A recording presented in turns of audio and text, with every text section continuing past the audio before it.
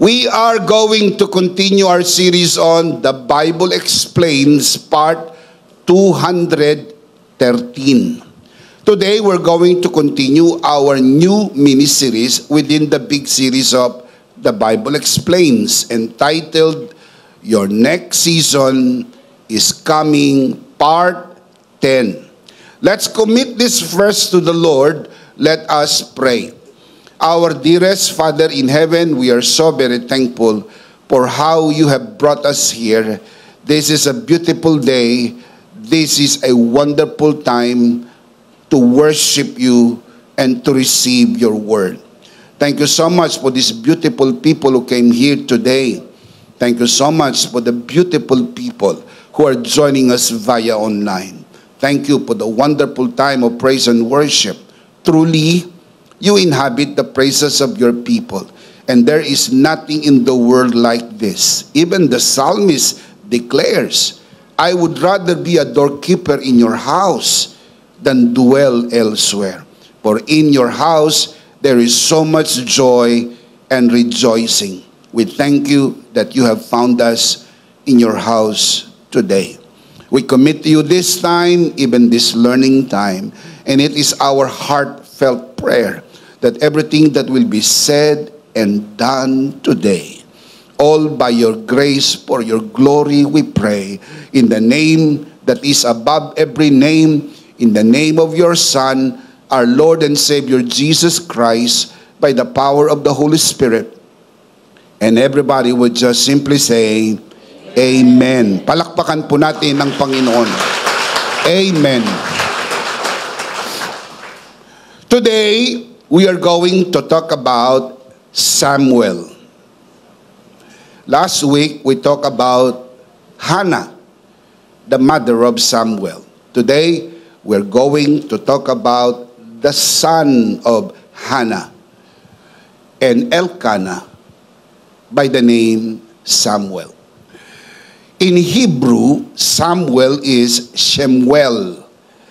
It's a combination of two words. Shama, meaning to hear. El, meaning God. When you put that together, God has heard or God hears. In the Hebrew context, whenever the word El, referring to God, is used, it is always in reference to what God does and not what we do to God. It is not to hear God, it is God hears. Kasi pag ginamit po ang pangalan ng Diyos, laging ang reference sa Hebrew ay kung anong ginagawa ng Diyos at hindi kung ano ang gagawin natin sa Diyos. Having said that, allow me to share with you today 3 things about what happens when grace finds you from the story of Samuel. Number 1, grace finds you without a voice. Natagpuan tayo ng biyaya ng Diyos, wala tayong sariling boses. That is figuratively, of course, and I will explain that even more as we progress in our discussion today. Samuel was in the temple because of the voice of his mother, Hannah. It was her choice, not Samuel's, so to speak. To better understand this, we need to go back to Hannah before Samuel was born. Discuss ko po ito sa inyo last week, but we need to refresh our memory to do the connection. Kasi po si Samuel ay anak ni Hannah. 1 Samuel chapter 1, verse 10 and 11. In bitterness of soul, Hannah wept much and prayed to the Lord. Verse 11. And she made a vow, saying, O Lord Almighty, if you will only look upon your servant's misery and remember me, not forget your servant, but give her a son, Look at the vow. Then I will give him to the Lord for all the days of his life, and no razor will ever be used on his head. Yun ang kanyang panata at pangako. Hindi pa po naipapanganak si Samuel, ipinangako na ng nanay na kung siya'y bibigyan ng anak, ay ibibigay niya ito sa Panginoon. Hindi aahitan ang kanyang ulo, hindi gugupitan ang kanyang buhok, siya'y maglilingkod sa Panginoon habang siya'y nabubuhay. Samuel had no choice over his own career, not even have a choice to cut his own hair. His mother had already decided for him before he was born. Di man lang siya nabigyan ng pagkakataon. Baka gusto niyang maging engineer, baka gusto niyang maging accountant, baka gusto niyang maging doktor o lawyer. Di ba na siya nabigyan ng pagkakataon, baka gusto niyang maging businessman, o baka gusto niyang magpagupit ng buhok, ipinanata na ng kanyang nanay na kung siya'y ipapanganak, siya po ay maglilingkod sa templo habang siya'y nabubuhay. Now, we need to fast forward the story. Pagkalipas ng panahon, si Hannah ay nagdalang tao at ipinanganak si Samuel. At tinupad ng mag-asawa ang kanilang panata, dinala si Samuel doon sa templo upang doon na po siya tuluyang lumaki at maglingkod sa Panginoon. 1 Samuel chapter 1 verse 24. After he was weaned, referring to Samuel, she took the boy with her, young as he was, along with a 3-year-old bull, an ephah of flour, and a skin of wine, and brought him where? To the house of the Lord at Shiloh. Tinupad ni Hannah at ni Elkanah ang kanilang panata. Kaya nang ang bata po ay naawat na sa pag-inom ng gatas, ito'y nasa edad po sa pagitan ng 2, 3, at most 4 years old. Sa konteksto po ng mga Hudyo, naaawat ang bata sa pag-inom ng gatas, particularly breast milk, sa edad po ng hanggang 4 na taong gulang. Kaya si Samuel nang dinala sa templo ay nasa edad po na 2 to 3 minimum, at most 4 years old. Kaya sasandali lang na natili si Samuel sa bahay ng kanyang mga magulang. Katulad ng kanilang pangako, lalaki si Samuel sa templo, magiging bahay niya ang templo. Doon na po siya lalaki at maglilingkod sa Panginoon.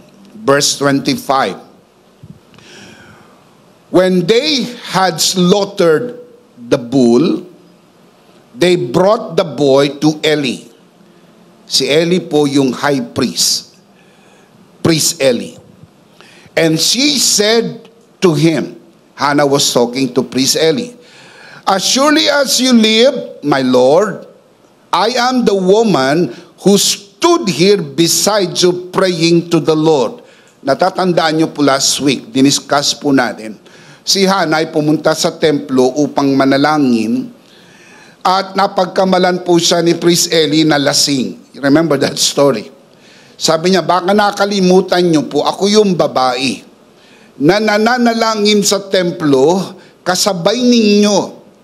Hindi na lang niya binanggit, pero alam natin naman yung storya. Ako yung napagkamalan mong lasing. Ako'y nananalangin, nabigyan ako ng Panginoon ng anak. Ako ay iyong pinahayo, pinagpala, binigkas mo ang pagpapala ni Yahweh sa akin. At narito, binigyan ako ng Panginoon ng anak at tinupad ko ngayon ang aking pangako. Dinadala ko ang batang ito sa templo upang maglingkod sa Panginoon. Verse 27. I prayed for this child, and the Lord has granted me what I asked of him. Kaya ang pangalan niya ay Samuel. I asked this child. I asked this child from the Lord. Hiniling ko sa Panginoon ang bata na ito. Look at verse 28. So now, I give him to the Lord. For his whole life, he will be given over to the Lord. Tanong ko po sa inyo, kaninong pasya po ng bata ay maglilingkod sa templo? Kay Hana. It was not Samuel's choice. Beside, bata pa si Samuel para magpasya, hindi po ba? Ang nagpasya ay ang nanay. In fact, if you know the story very well, ang pasyang ito'y nabuo bago pa ipinanganak si Samuel. Ipinanata, ipinangako na po ng nanay na kung siya'y bibigyan ng anak, iaalay niya sa Panginoon at maglilingkod. Sa makatwid, pasya po ito ng nanay. Pasya po ito ni Hana para kay Samuel. Mababasa niyo po sa 1 Samuel chapter 2, verse 1 to 10, ang panalangin ni Hana matapos niyang ihatid ang kanyang anak sa templo. And it was a beautiful, beautiful prayer. We don't have enough time to fully discuss that today. I suggest that you read the prayer of Hannah doon po sa chapter 2, verse 1 to 10. Now, sa verse 11, 1 Samuel chapter 2, verse 11, then Elkanah went home to Ramah.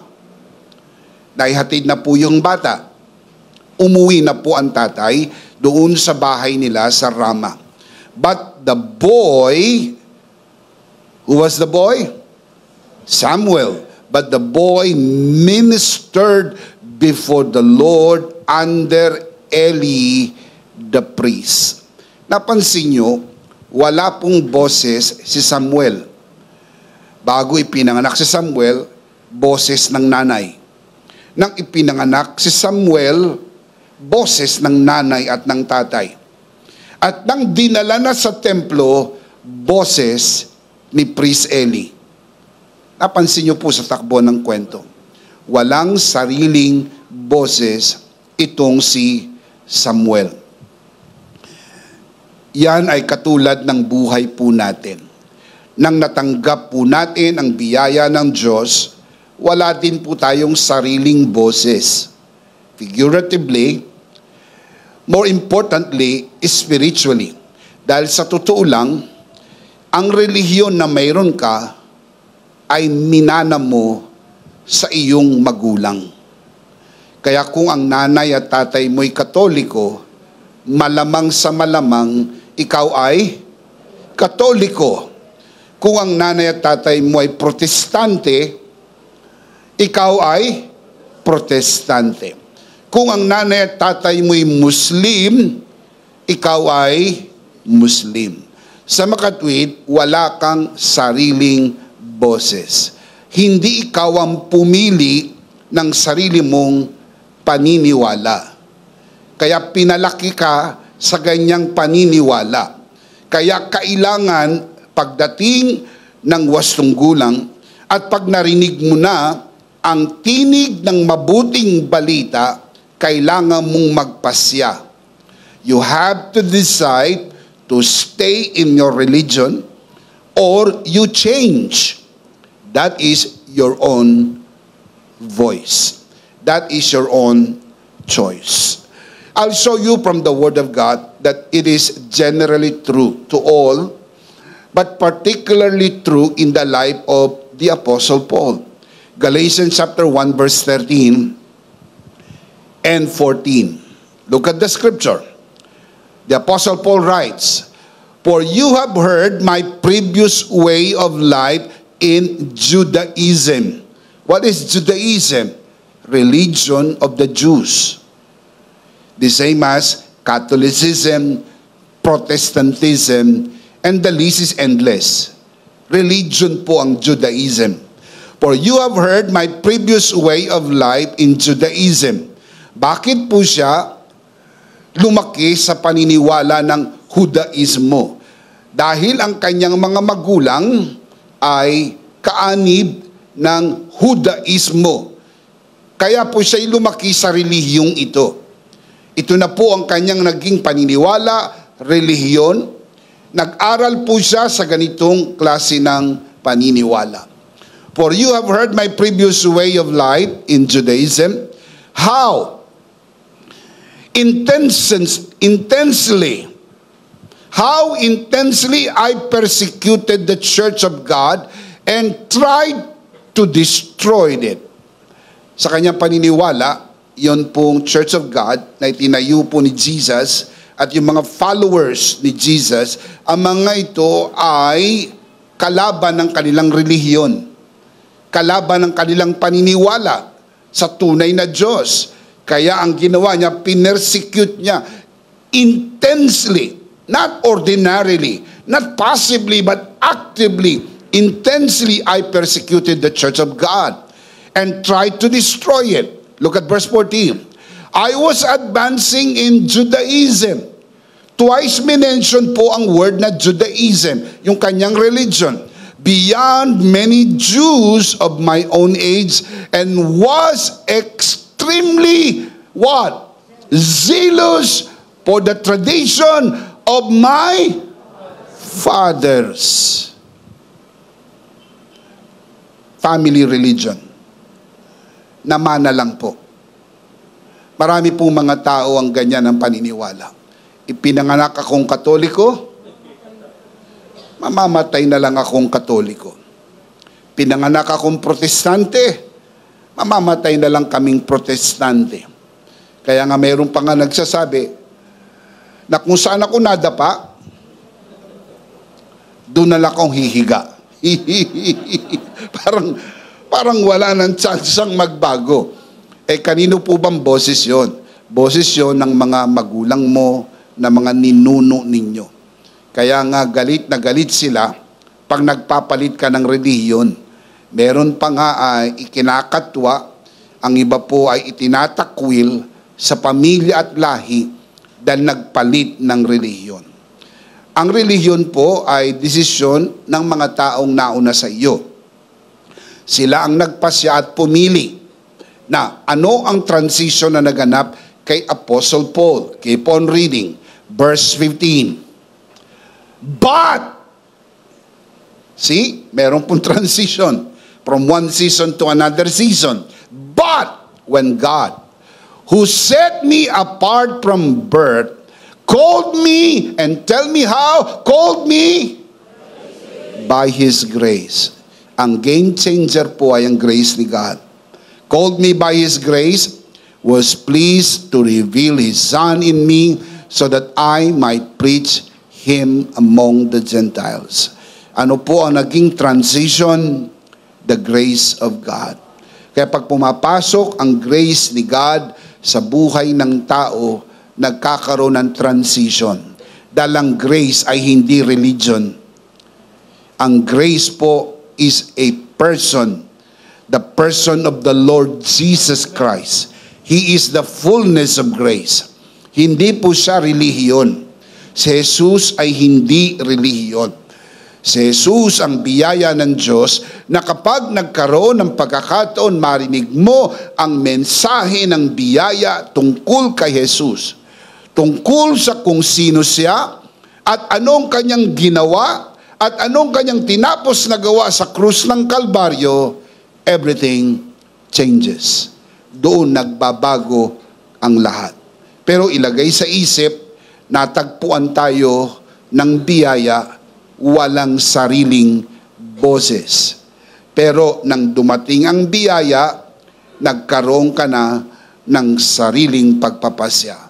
Sapagkat kailangan mong pumili, relihiyon o biyaya. It's a matter of choice. You are a pre-moral agent, and you have to come to the point of your life that you choose. You have your own voice. Nasa wastong gulang ka na, nakakapag-isip ka na, Narinig mo na, ngayon magpasya ka. Mananatili ka pa ba sa ilalim ng kautusan o pipiliin mo ang biyaya ng Diyos? Mananatili ka pa ba sa nakagisnan mong relihiyon o sa biyaya ng Diyos na hindi naman relihiyon? Number 1, grace finds you without a voice. Number 2, grace calls you to hear God's voice. Tinatawag tayo ng biyaya ng Diyos para marinig ang tinig ng Diyos. Ang sabi ng mga scholar, si Samuel ay 12 taong gulang nang marinig niya ang tinig ng Diyos. All his life, bago 12 years old, ang narinig lang niya ay ang tinig ng nanay niya, ng tatay niya, at ni Priest Eli sa loob ng templo. Hindi pa niya narinig ang tinig ng Panginoon. 12 years old. Ang 12 years old po ay ang final stage ng childhood in the context of the Jewish belief. Pagsampa ng 13 years old, hindi na po sila bata. That is the stage of manhood. Inulit ko po, it is in the context of the Jewish culture. Ibang-iba po yan sa iba't ibang kultura.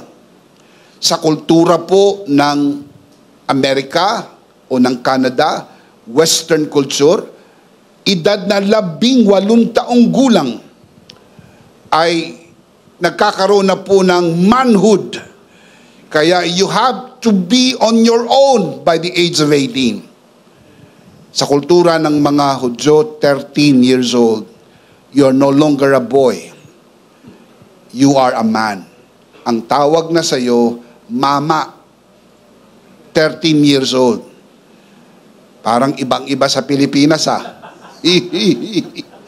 Dito, 30 years old na, bata pa. Ha? Di ba? Parang malayo ang kultura, Pero kailangan natin kasing basahin ang Biblia sa kulturang umiiral nung panahong iyon. Hindi sa panahon nating bumabasa. Kaya si Samuel ay 12 years old nang siya'y kausapin ng Panginoon at nang marinig niya ang tinig ng Panginoon. Now remember, grace calls you to hear God's voice. Now let's go inside the story of Samuel. 1 Samuel chapter 3 verse 1 following verses. Medyo babasa muna tayo, para makita nyo ang takbo at daloy ng istorya. Dahil marahil ang iba sa inyo, alam ang istorya. Pero ang iba po sa inyo na hindi naman palabasan ng Biblia, probably you do not know the story. Ano ba yung kwento ni Samuel? Baka ang kilala niyong Samuel ay si Samuel Bilibid. Hindi ho yung Samuel ng Biblia. So just, we'll read. So allow me to help you para magkaroon tayo ng context. Alam natin yung daloy ng storya. Tapos may apply natin sa buhay natin sa panahon ngayon. 1 Samuel chapter 3 verse 1 following verses.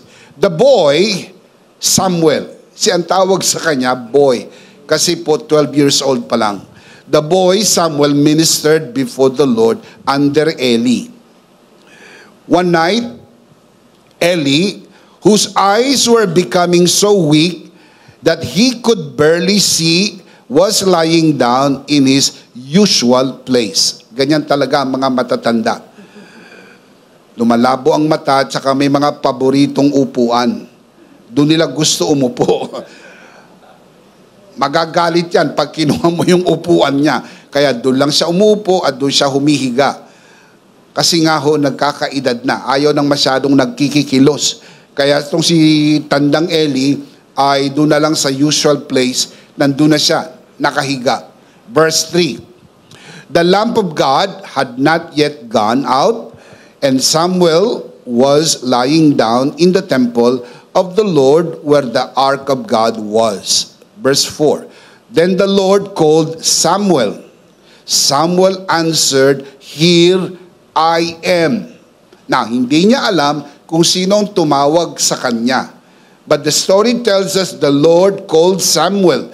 Kaya ang ginawa niya sa verse 5, and he ran to Eli and said, "Here I am. You called me."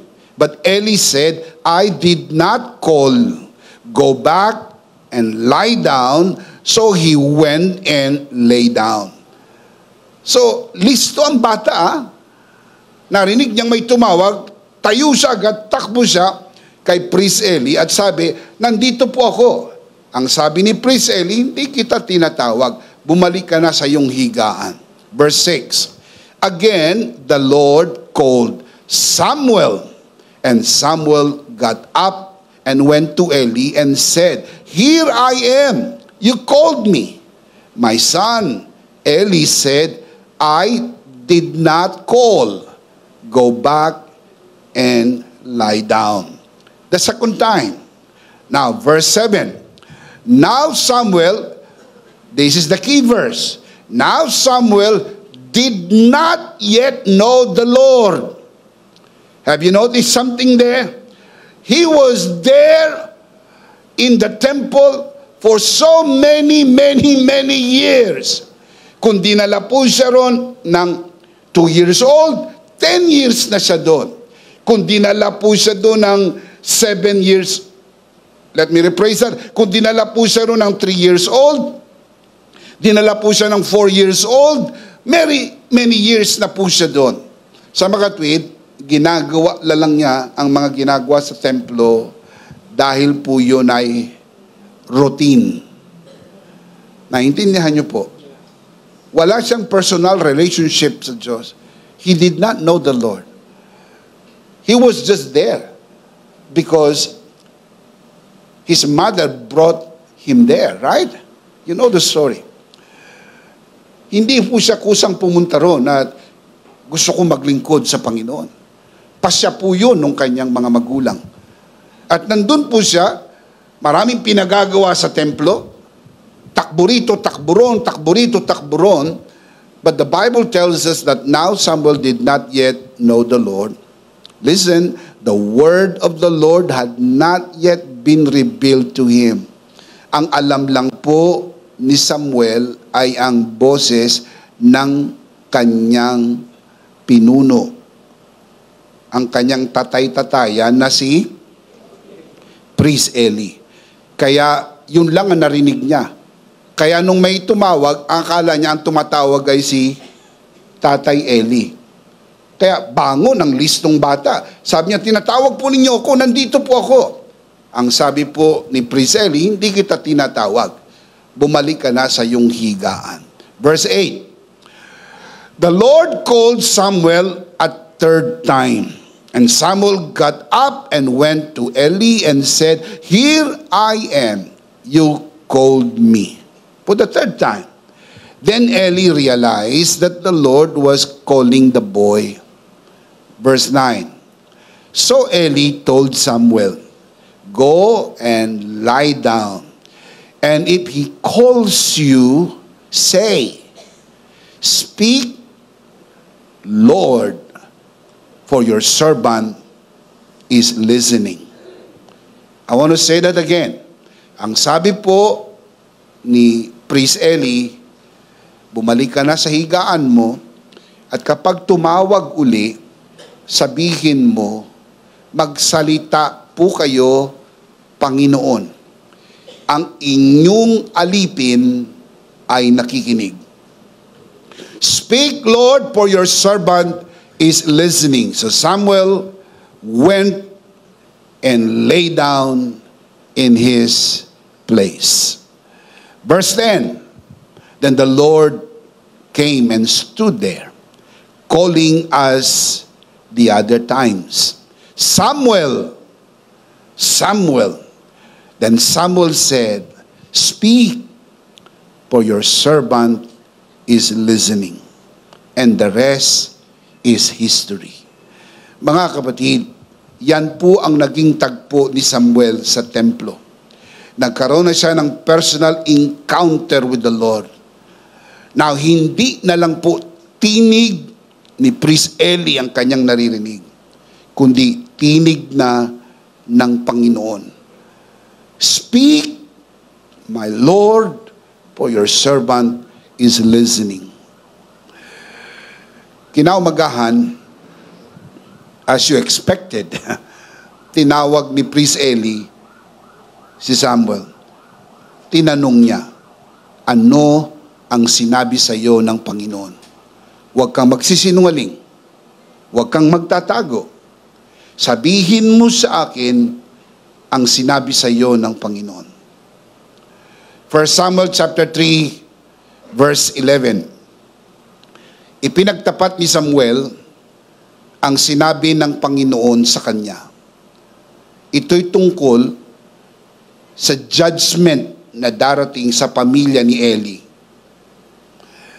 Ang anak po ni Eli ay mga priest sa templo. Ang pangalan ay Hophni and Pinehas. Ang mga ito'y abusado sa loob ng templo. Lahat ng mga handog na dinadala ng mga tao, kinukuha ng magkapatid na ito ang magandang bahagi ng handog para sa sarili, at ang mga natira ang inihahandog sa Panginoon galing sa mga tao.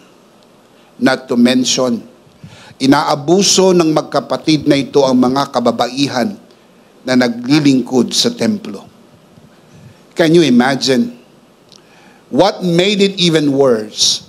Alam ni Priest Eli ang kasalanan ng kanyang mga anak, pero hindi niya po sinaway. That's why I told you, it is the father's responsibility over his children. That's what we discussed. Remember, nung nakaraang seminar, we talked about it from the heart. That by default, God designed that the father is the spiritual leader of the house. Hindi po ginampanan ni Priest Eli ang kanyang responsibility sa kanyang mga anak. Kaya yung magkapatid na si Hophni at Pinehas ay naging abusado sa templo. Abusado sa material, pananalapi, at abusadong sexual sa mga kababaihan na nandun sa templo. Sabi ng Panginoon kay Samuel, judgment is coming in the house of Eli. Paano mo sasabihin ito kay Priest Eli? But the boy did. Sinabi niya na darating po ang judgment sa inyong pamilya. And Samuel knew it was the Lord. Dumating ang pagsalakay ng mga Pilisteo. Kinuha ang Ark of the Covenant. On the same day, namatay ang dalawang anak po ni Priest Eli na si Hophni at Pinehas. Si Samuel ay nakaupo sa kanyang upuan. Nang marinig niya ang kwento ng kanyang dalawang anak ay namatay ng araw na iyon at tinangay ang Ark of the Covenant ng mga Pilisteo, siya po'y nahulog sa upuan, pumalo ang kanyang batok, nabali ang liig, at namatay si Priest Eli. All in one day. Judgment came. Hindi ho madali para sa batang Samuel na sabihin ito ng harapan kay Priest Eli. Pero this time, he had his voice. Kasi narinig niya na ang tinig ng Panginoon at sinabi niya na ang tinig ng Panginoon. It is very important for us to understand. It is the father's responsibility, spiritual responsibility over your children. Pag alam nyo po na mali ang ginagawa ng inyong anak, you have to confront your child. Let heaven be the testimony that I did my part as man of the house. At least kung pinagpatuloy niya ito, siya lang ang huhusgahan, hindi ka kasama. Pero pag pinabayaan mo ito, wala kang ginawa, kinonsinti mo lang ang iyong anak. Busy ka sa business, busy ka sa maraming gawain. Tulad ni Priest Eli, abalang-abala si Priest Eli sa mga gawain sa templo. Naging busy.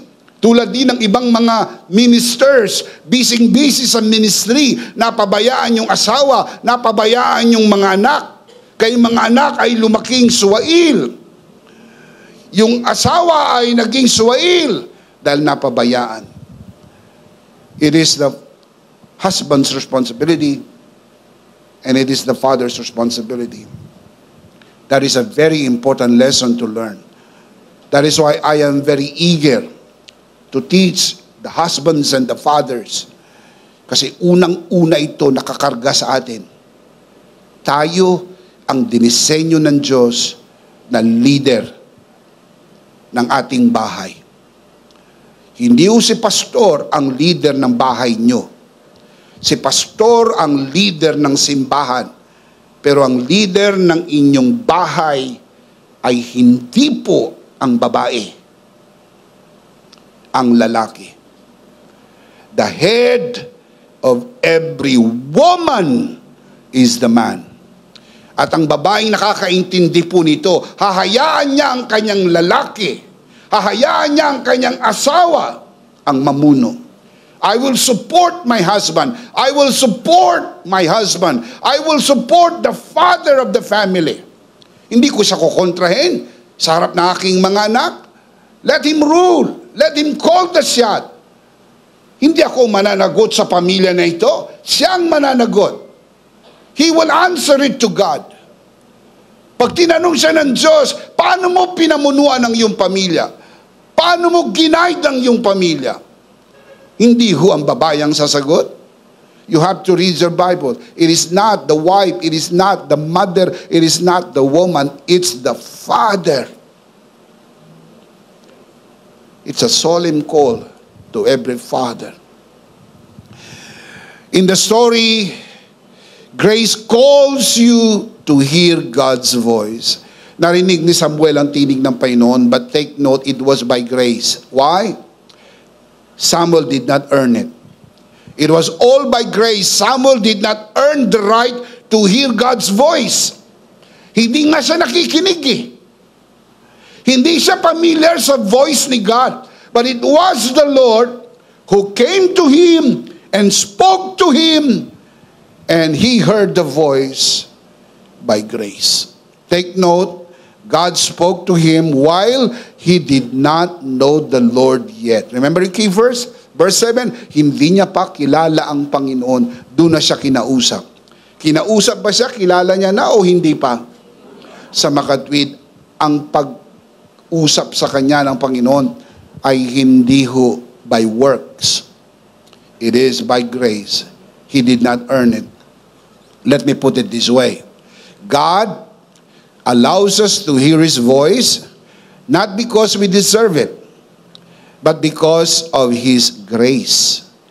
Even while we were still sinners, God loved us so deeply that Christ died for us. Do you know that verse?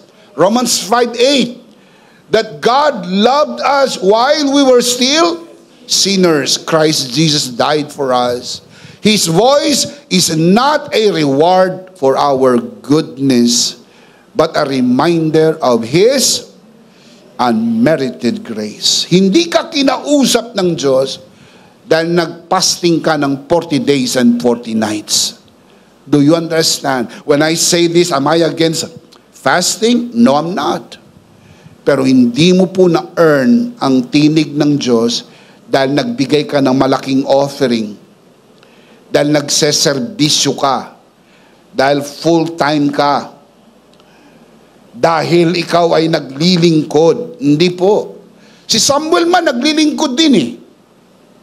Pero habang naglilingkod siya, hindi niya pa kilala ang Panginoon. Ganon din naman kami noong mga bata. Kinakaladkad lang po kami ng aming mga magulang magpunta sa church. It was when I was 8 years old that I made the decision to receive Jesus as my Lord and Savior. At mula ng tagpong yon, hindi na ako pinipilit ng magulang ko magsimba. Nauna pa ako sa nanay at tatay ko magsimba. Hindi na ako pinipilit gumising ng maaga para magsimba. Hindi na ako pinapaalalahanan, o linggo bukas magsisimba tayo. Excited na ako, bukas linggo, pupunta ako sa simbahan. Kasi hindi ka na po nakaangkas doon sa reliyon ng magulang mo. Kundi narinig mo na yung mensahe ng biyaya. Hindi lang po mahal ng Diyos ang buong pamilya nyo. Ikaw mismo kahit nag-iisa ka, mahal ka ng Diyos. Amen. Let me give you a classic example. Acts chapter 9. You know the story very well. Saul of Tarsus was still a sinner and a persecutor of Christians when Christ spoke to him on the road to Damascus. Saul, Saul, why are you persecuting me? Narinig niya yung tinig ng Panginoon. Hindi pa po siya apostol. Siya po'y makasalanan at mangungusig. It was by the grace of God that he heard the voice of grace. He was not seeking God's voice. Yet God in His mercy allowed him to hear God's voice. This encounter perfectly demonstrates that God allows us to hear His voice not because we deserved it, but because of His grace. Can you say amen? Amen. Perfectly.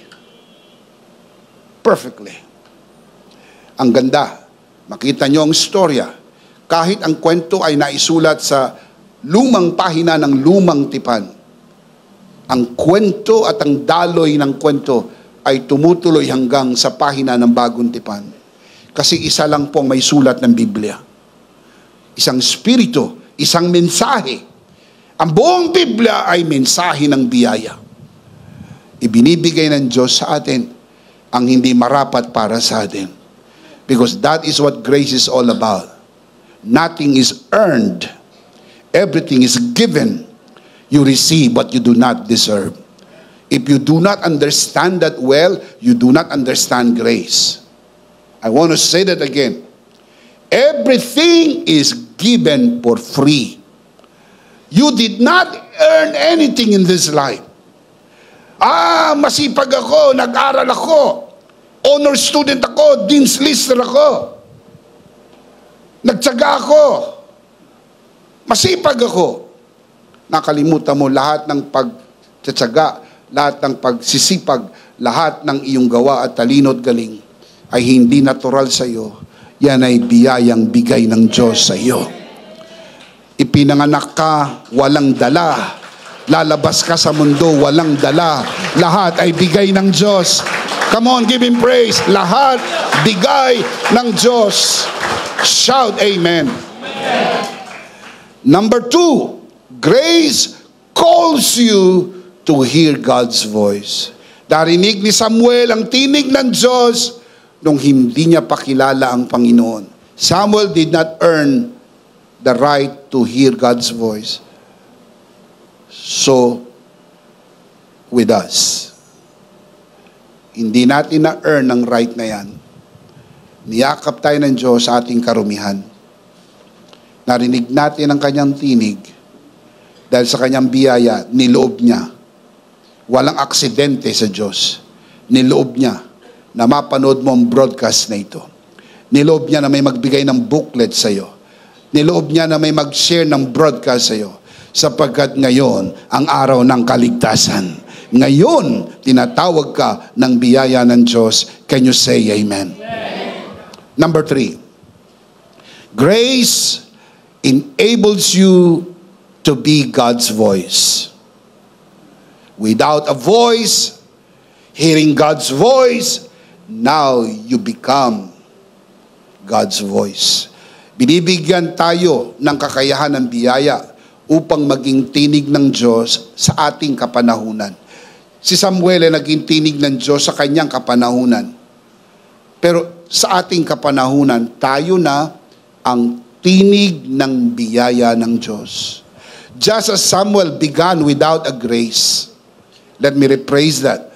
Just as Samuel began without a voice, then heard the voice of God and became God's voice in his generation, so it is with us by the grace of God. Nagsimula si Samuel, no voice, then narinig niya yung God's voice, and then later on, he became God's voice. Nakita niyo po yung mga transition ng season?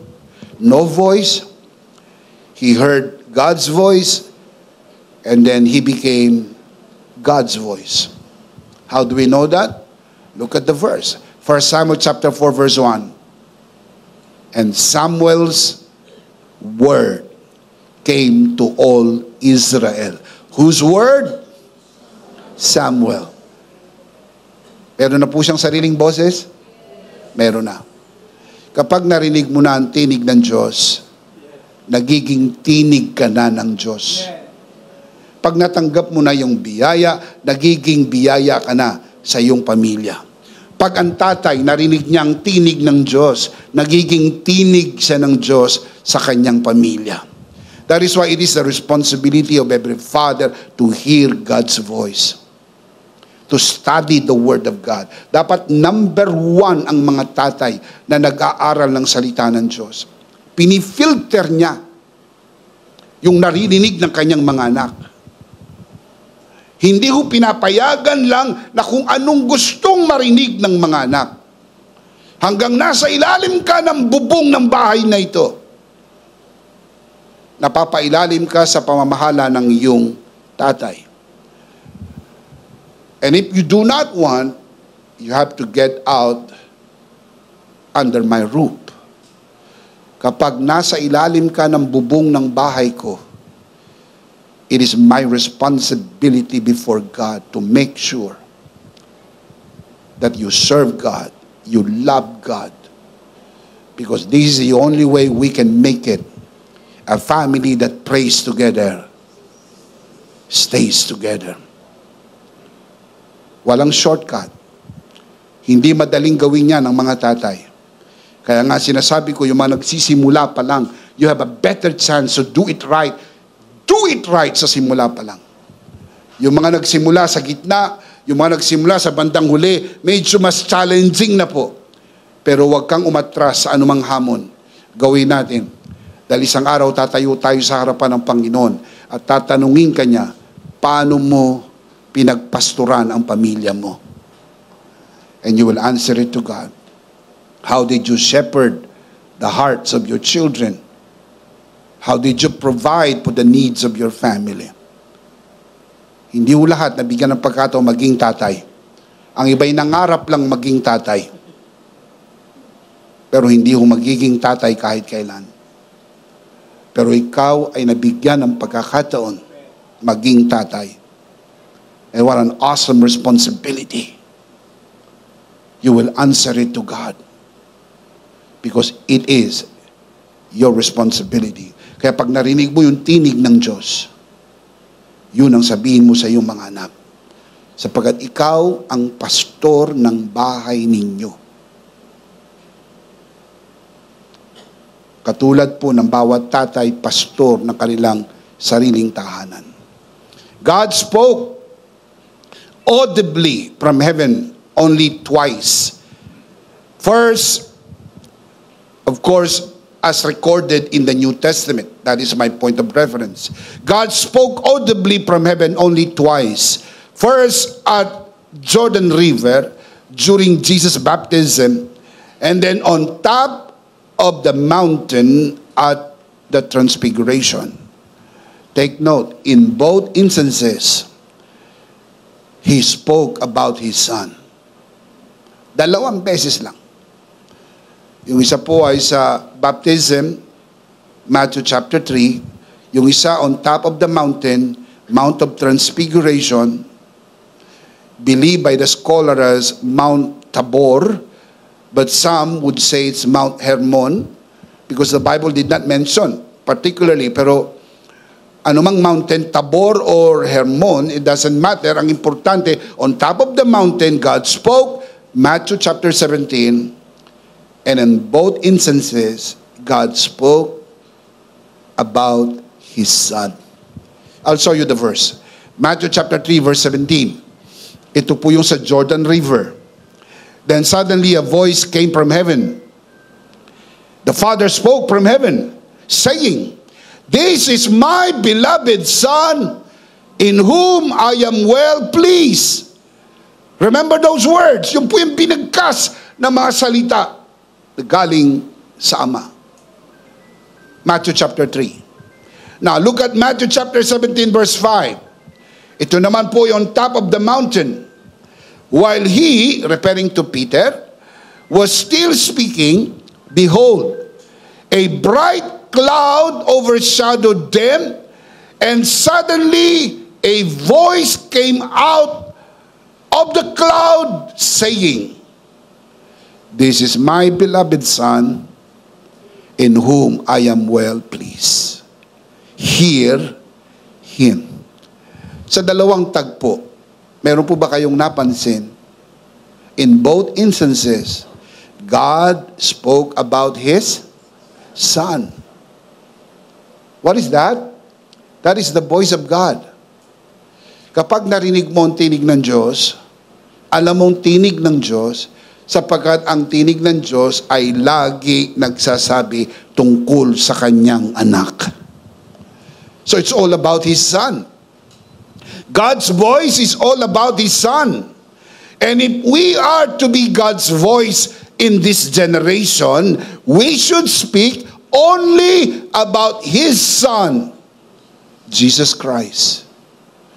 Ang tinig ng Diyos ay tungkol sa Kanyang anak. At kung tayong magiging tinig ng Diyos sa bahay natin, sa buhay natin, sa panahon natin, dapat ang sinasabi natin, hindi tungkol sa sarili natin, hindi tungkol sa galing natin, kundi tungkol kay Jesus. Tungkol kay Jesus. Because it's all about Jesus. Acts chapter 4 verse 12, walang ibang pangalan, kundi pangalan lang ni Jesus. Walang ibang tagapagligtas, kundi si Jesus lang. Acts chapter 10 verse 9, walang ibang pintuan, kundi si Jesus lang. Acts chapter 4 verse 12, walang ibang pangalan. John chapter 14 verse 6, walang ibang daan, walang ibang katotohanan, walang ibang buhay, kundi si Jesus lang. What do you call this? Solus Christus. Christ alone, Christ alone, Christ alone, Christ alone. Ibida natin si Kristo sa buhay ng ating mga anak. Dahil si Kristo lang ang pwedeng magpala sa ating mga anak. Ibida natin si Jesus sa ating mga kaibigan. Ibida natin si Jesus sa mga pagkakataon na pwede tayo magsalita. Huwag yung kung gaano tayo kagaling, kung gaano tayo katalino. Dahil ilagay natin sa isip, laging may mas matalino sa iyo, mayroong mas magaling kaysa sa iyo. Pero hindi nakakalahati ng mayroon ka. Tignan mo kung nasaan ka ngayon. Hindi yan dahil sa kung gaano ka kagaling. Hindi ka sinuwerte. Ikaw ay pinagpala at pinaburan ng Panginoon. Amen. Sabi ng iba, lucky. Swerte talaga, lucky. No, you are not lucky. You are blessed. Amen. Isa lang ang lucky. Yung anak ni Vilma. Hindi ka sinuwerte. Ikaw ay pinagpala at pinaburan ng Diyos. Shout amen. Kaya ibida mo si Jesus. Can you say amen? 1 Corinthians chapter 2 verse 2 from the Living Bible. Paul writes, "For I decided that I would speak only Jesus Christ and His death on the cross." What's the key word? Only. Only. God spoke from heaven 2 times, God said, "This is my beloved Son." The second time, "This is my beloved Son." It's all about His Son. And if we are to be the voice of God in this generation, we should speak the same voice, only Jesus. Look at the same verse from God's Word translation. "While I was with you, I decided to deal with only one subject." How many subject? Only one subject. Jesus Christ, who was crucified. Ang linaw, ano po? Hindi religion, hindi pastor, hindi sistema, hindi po formula. Jesus and Him crucified. Can you say amen? Amen. Look at the message. The same verse. 1 Corinthians 2:2. "I deliberately kept it plain and simple. First, Jesus and who He is. Then Jesus and what He did." Jesus crucified. Ano sabi ni Paul? Plain and simple. Walang complexities. Don't make it complicated. Remember this. If it is complicated, it's religion. But if it is plain and simple about Christ and His finished work, it is the voice of God. Paano ka nakakasiguro na voice of God? Simple eh. Simple lang ang sermon. Walang paligoy-ligoy. Hindi galing ng tao ang aming nakikita. Hindi yung eloquence. Hindi yung galing ng bigkas. Hindi yung Ingles. Nagsalita siya. Si Jesus lang ang bida. Si Jesus at wala nang iba. Yung tinapos na gawa ni Kristo sa krus ng Kalbaryo. Minsan, yung ibang mensahe, pinagtatakpan na lang po ng galing ng mga nagtatalumpati. Galing mag-Ingles. Pag nag-Ingles, parang ngumunguya ng bubble gum. Very eloquent. Everything is perfect. Kaya lang, mali lang yung mensahe. Nakatuon sa gagawin mo. Hindi mo pwedeng ituon sa gagawin mo. Ituon mo sa ginawa ni Kristo. Yung gagawin mo ay produkto na lang nung ginawa ni Kristo. Yung gagawin natin ay bunga. Yung ginawa ni Kristo ay ugat. Yung iba, hina-highlight yung bunga. Ito mga gagawin nyo, ha? Ito mga gagawin ninyo, ha? Hindi mo magagawa yan. Hiwalay kay Kristo at sa kanyang tinapos na gawa sa krus ng Kalbaryo. We simply cannot do that.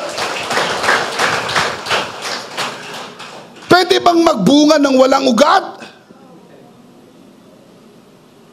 Tinatanong ko kayo. Kaya tayo tumatagal, hindi kayo sumasagot. Tatanungin ko kayo ulit, pwede bang magbunga ng walang ugat? Mauna ang ugat bago bunga. Ang ugat ay si Jesus at ang kanyang tinapos na gawa. Kapag may ugat, huwag kang mag-alala sa bunga. Kusang lalabas ang bunga dahil buhay ang biyaya ng Diyos sa buhay ng mga tumanggap ng biyaya ng Diyos. Shout amen. Amen. Dahil kapag diniinan mo ang bunga, magiging condemnatory yan. Mapaghusga yan. O, di ka nagpe-pray, di ka nagdi-devotion, di ka nagsisimba, di ka nagbibigay. Napansin ko nung dumaan yung offering, tumayo ka. Napansin ko nung dumaan yung offering, nahilo ka. Napansin ko nung dumaan yung offering, nag-CR ka. Hindi ka nag-offering, hindi ka nag-pray. Hindi ka nagbibigay, hindi ka nananalangin, hindi ka nagsiservisyo. Oh, yun po yung mga ginagawa. Iba, doon nakatuon. Binobomba yun, binobomba. Yung mga gagawin. Nakalimutan nila. Hindi mo kailangan bombahin yun. Kusa na lang po yung mangyayari sa mga tao nakakaunawa ng biyaya ng Diyos. Ipaunawa mo muna sa kanila ang magandang biyaya ng Diyos. Kusang loob silang magsisimba. Shout amen. Amen. Kanina pa ako nagmamasid dito, wala namang umakyat dito na kinakaladkad. Tinignan ko naman ang leg ninyo, wala namang kadena. Kusang lopo ba kayo nagpunta rito? Amen. Wala naman nagsabing kayo sumamba. Wala naman nagsabing taas nyo ang inyong kamay. Kusa nyong tinataas. Kusa kayo naglilingkod. Kusa kayo nagbibigay. Kasi bunga yan ng biyaya ng Diyos sa buhay natin. Shout amen. Listen, the voice of God is heard loud and clear. This is my beloved Son in whom I am well pleased. God spoke about His Son 2 times. We should only listen to those who teach when their message is about Christ and His finished work. Ang pinakikinggan ko lang po at dapat pakikinggan lang natin ay ang mga nagtuturo tungkol kay Jesus at sa kanyang tinapos na gawa. Nothing more, nothing less, nothing else. Only Jesus and His finished work, period. Bakit? Lahat ng bagay ay susunod na lamang pag tama ang mensahe. Hindi bigla-bigla, pero kusang lumalabas. Magugulat kang pagbabago ng iyong anak. Kasi naririnig yung tamang mensahe. Hindi mo kayang baguhin ang iyong anak. Hindi mo kaya. Pero expose mo siya sa message of grace. Halika anak, sama ka sa church. Pakinggan mo yung mensahe ng biyaya. Hayaan mo lang. Hanggang sa mensahe ng biyaya ay mamakat sa puso. At pag nag-ugat po yan, kusang magbubunga. Can you say amen? Don't listen to religion. Alam niyo ang religion, madali niyong mahalata ang religion. Laging nakapokus sa system, sa formula, do this, do that, don't do this, don't do that. Hindi po religion ang grace. Grace is Jesus Christ. Grace is what He did on the cross of Calvary for us all. Can you say amen? Amen. Sola gratia. Solus Christus. Can you shout amen? Amen. Let's see them again. Basahin natin malakas, sabay-sabay. 3 things when grace finds you from the story of Samuel. Basa, malakas, sabay-sabay. Ready? Number 1. Grace finds you without a voice. Number 2. Grace calls you to hear God's voice. Number 3.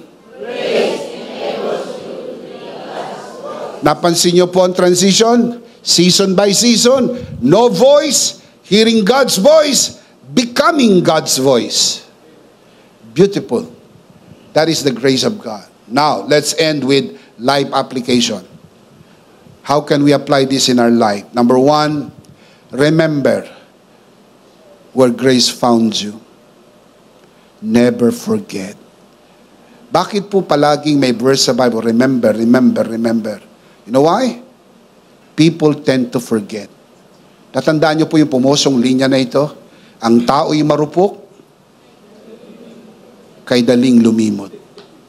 There is a reason why it's written in the Bible. Deuteronomy 8:18. Remember, it is the Lord your God who gives you the ability to produce wealth. Kasi siguradong yayabang ka eh. Akala mo diskarte mo eh. Akala mo galing mo eh. Naturalesa ho ng tao yan. Now, let me remind you, ang original sin is pride. That is innate from the inside of the person. Kaya kapag yung ang walang iyayabang, ang yabang eh. Napansin nyo, walang iyayabang, ang yabang. Di lalo na yung meron. Ha? Yung merong iyayabang, kaya laging pinapaalala sa atin, remember where grace found you. Hindi ka dyan nagsimula. Hindi ka dyan nagsimula. No voice, hearing God's voice, becoming God's voice. You see the progression? Always remember where grace found you. Without a voice, empty and helpless. For it is in that place of weakness that God's grace began to speak life and purpose into you. Number 2, Remember, hearing God's voice is by grace. Ilagay sa isip, laging tandaan, narinig mo ang tinig ng Diyos sa biyaya. Hindi mo pinagpaguran, hindi mo hinanap, you did not earn it, it was just freely given to you by the grace of God. Remember, hearing God's voice is by grace. It is not earned by effort or worthiness, but freely given through Christ. Take note, unworthy as we are, He can freely speak to us. That is grace. Hindi mo kinakailangan saktan ang sarili mo, magpenitensya, ipako sa krus, gutumin ang sarili, mahiga sa semento para marinig ang tinig ng Diyos. Sa iyong abang kalagayan bilang makasalanan, dala-dala ang sulat mula sa Jerusalem papuntang Damasco upang usigin ang mga di mananampalataya. Narinig ni Saulo ang tinig ng Diyos. Why? Because hearing God's voice is by grace. Number 3. I'll close with this. Be the voice of God's grace in your time. Be the voice of God's grace in your time, pointing people not to yourself, but to Christ and His finished work. For only His grace brings true life and transformation. Kapag may bumati sa inyo, ang ganda ng buhay mo grace ni Lord. Ganda ng kita ng kumpanya, grace ni Lord. Ganda ng promotion mo, grace ni Lord. Huwag mo ituturo sa iyong sarili dahil mayroong mas magaling kaysa sa iyo. Hindi ko alam kung naisip nyo na ito. Hindi ka ang pinakamagaling na tao sa buong mundo. Maraming mas magaling kaysa sa iyo. Pero hindi ho nakakalahati ng mayroon ka. Ang lahat ng mayroon ka, pera mo sa bangko, mga titulo ng lupa,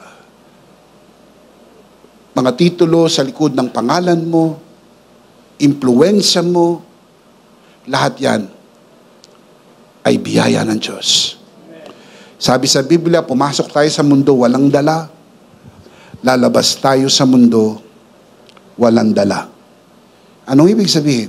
Lahat ng mayroon tayo dito, bigay ng Diyos. Kaya huwag mong ituturo ang tao sa sarili mo. Baka yung kausap mo mas magaling kaysa sa'yo. Pero mas maganda ang buhay mo. Kasi pinaburan ka ng Panginoon. Look at this. Listen, and listen carefully. Be the voice of God's grace in your time, pointing people not to yourself, but to Christ and His finished work. For only His grace, nothing but His grace, brings true life and transformation. Can you say amen? Let's see them again. Tignan natin ang tatlong life application na ito. Basahin natin na malakas, sabay-sabay. Hango po ito sa storya ni Samuel. Applicable sa buhay natin ngayon sa bagong panahon. Basahin, malakas, sabay-sabay. Ready? Number 1. Remember the grace on you. Number 2.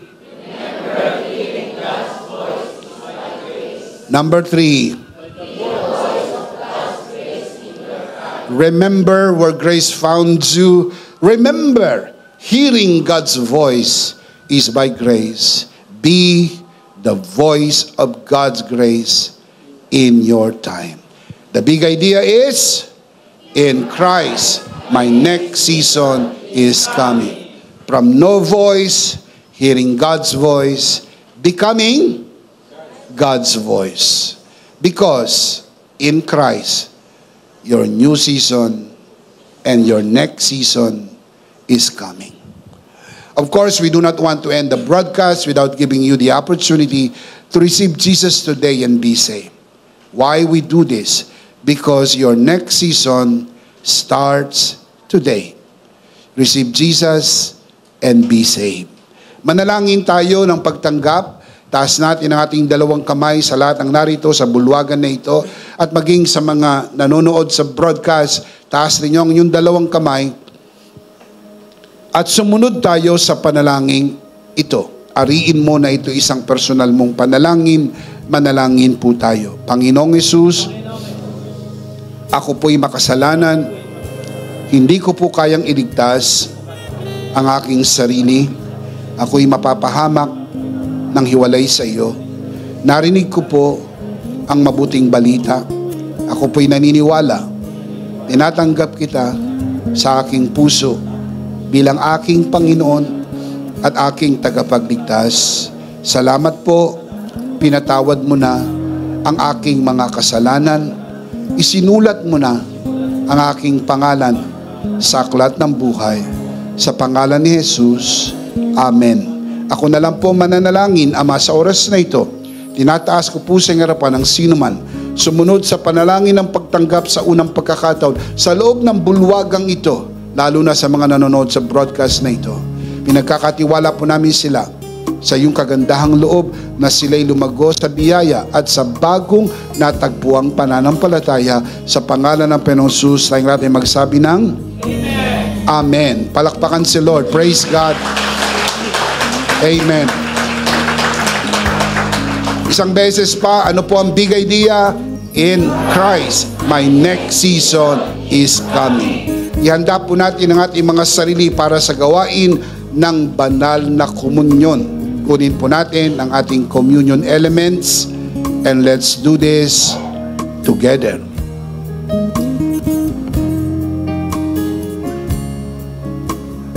Alright, let's do this together mga kabiyaya. Hawak-hawak po natin ang pinakamakapangyarihang simbolo ng tinapos na gawa ni Kristo sa krus ng Kalbaryo. Itong aral at tinanggap ko sa Panginoon at ngayon naman ay binibigay ko sa inyo.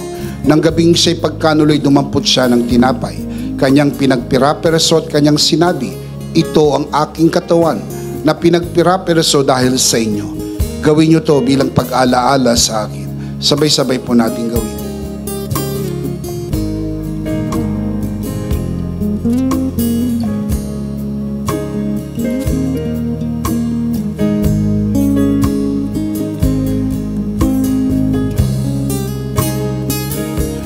Gayon din naman matapos maghapunan ay kanyang hinawakan ng saro at kanyang sinabi, ito ang saro ng bagong tipan na pinagtibay ng aking dugo. Gawin niyo to bilang pag-alaala sa akin. Sabay-sabay po natin gawin. Ate po itaas ang ating dalawang kamay at sumunod po tayo sa panalangin na ito. Aming Ama, maraming salamat po sa aming Panginoong Hesukristo. Panginoong Hesukristo, maraming salamat po sa iyong banal na dugo na iyong itinigis sa krus ng Kalbaryo. Dahil po dito, lahat ng aming kasalanan ay iyon ang pinatawad. Maraming salamat po sa iyong katawan na nabugbog at nasugatan. Dahil po dito, lahat ng aming sakit ay iyon ang pinagaling. Gaya ng nasusulat, sa iyong mga sugat, ako'y magaling na. Ako'y naniniwala, ako'y magaling na. Aking dinideklara, ako'y magaling na. Ako'y malusog, malakas, masigla, pinagpala, pinaburan, at mabubuhay ng mahaba. Sa pangalan ni Jesus, maraming salamat po, Banal na Espiritu, sa iyong kapahayagan sa mensahe ng biyaya. Sa pangalan ng Panginoong Jesus, Amen. Amen. Palakpakan po natin si Lord. Praise God. Isang beses pa, malakas, sabay-sabay. Ano po ang big idea? Mas malakas pa. Do you believe that? Do you really, really believe that? In Christ, your next season is coming. Can you say amen? Last of all, let me speak to your heart. you who are watching this broadcast. If this broadcast has blessed you, and if not asking too much, I would like you to bless this ministry with your love offering so that together we can reach the world with the message of full grace. And from the bottom of our hearts here at EMI, we would like to say thank you for giving to the Lord. We'll see you next Sunday, purposely on site, but definitely we'll see you again online. Ako po si Bishop Emmy, kasama po si Pastora Jo at ang kabuuan ng The Lord's Community and EMI Broadcast. Maraming salamat po. Stay a bit for more announcements. Stay blessed and stay connected. Always remember, in Christ, you are forever. Charito! Charito!